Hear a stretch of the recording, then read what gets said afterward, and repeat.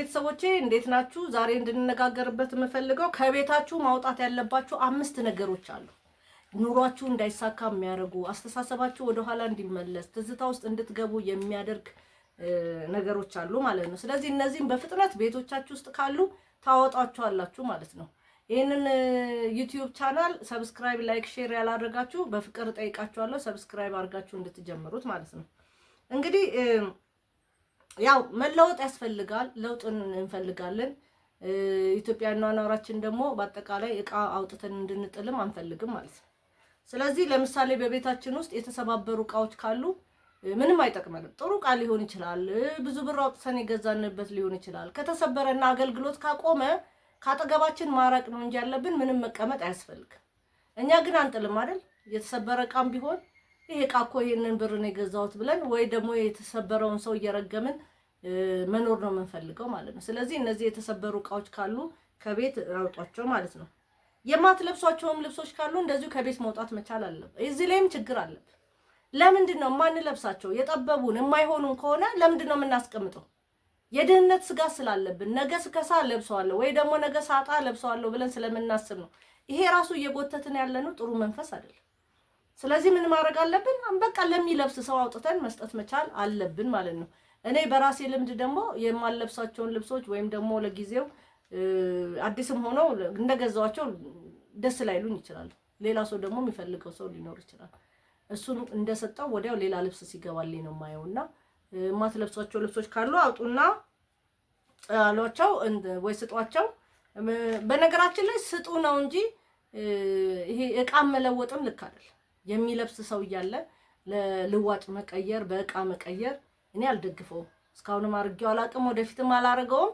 ምክንያቱም ብዙ እኔ ማልለብሳቸው እኔ ጋር ደስ ያላሉኝ ሌሎች ሰዎች ለብሰው ደግሞ ደስ ብሏቸው ጽድት ብለው ሳይ ደስ ይለኛል። ስለዚህ እነሱን ነገሮች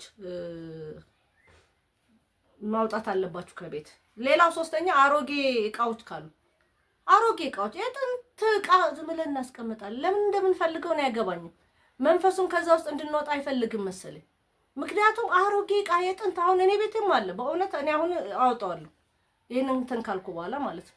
ስለዚህ መውጣት ያለባቸው እቃዎች መውጣት መቻል አለባቸው። ሌላ ደግሞ መጥፎ ስሜት የሚፈጥሩ ስዕሎች አንዳንድ ጊዜ አንዳንድ ሰዎች ቤት ደስ የማይል ስዕል አያለ ተሰቅሎ ለምን እንደሆነ አላውቅም። ለምሳሌ ፊልምም ስናይ ሆረር ፊልም ማየት እኔ እውነቴን ነው የምላችሁ ቤተሰቦቼ፣ ዩቲዩብ ላይ እንኳን መጥፎ ነገር ሳይ ወዲያው ነው ማሳለፍ አልፈልግም። መጥፎ ነገር የሚፈጥርን ሀዘንን የሚፈጥርን ደስ የማያሰኝን ነገር ማየት አልፈልግም። ምንም ሂስትሪውን እንኳን በጆሮዬ ልስማው እንጂ ማየት አልፈልግም። በጆሮዬም አልሰማው አክቹአሊ። ድንገት ግን ያው ስክሮል ስታረጉ ጆሮአችሁ ውስጥ ሊገባ ይችላል ማለት ነው። ሌላው ደግሞ የሞቱ ሰዎች እቃ መገልገያ እቃ ነበረ። ለምሳሌ ከቤተሰቦቻችን አንዷቸው በህይወት ካለፉ በኋላ እቃዎቻቸውን ይሄ የወንድሜ፣ ይሄ አክስቴ፣ ይሄ አጎቴ፣ ይሄ አባቴ፣ ይሄ እናቴ፣ ይሄ እህቴ ብለን የምናስቀምጣቸው ነገሮች አሉ። እነሱ ትዝታዎችን ያመጣሉ። እነዛን ሰዎች እንድናስባቸው ይመጣል። መቼም አንረሳም፣ ልባችን ውስጥ አሉ። እቃዎቻቸውን ግን ካጠገባችን ማራቅ መቻል አለብን።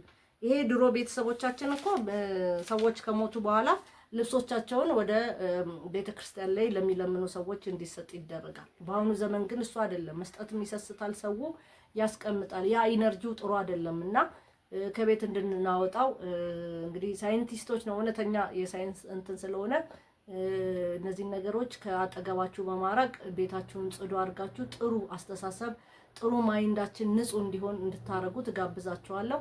ቤተሰቦቼ ለዛሬ ይሄንን ይመስላል። ሰብስክራይብ እንድታረጉት በድጋሚ ጋብዛችኋለሁ። አመሰግናለሁ።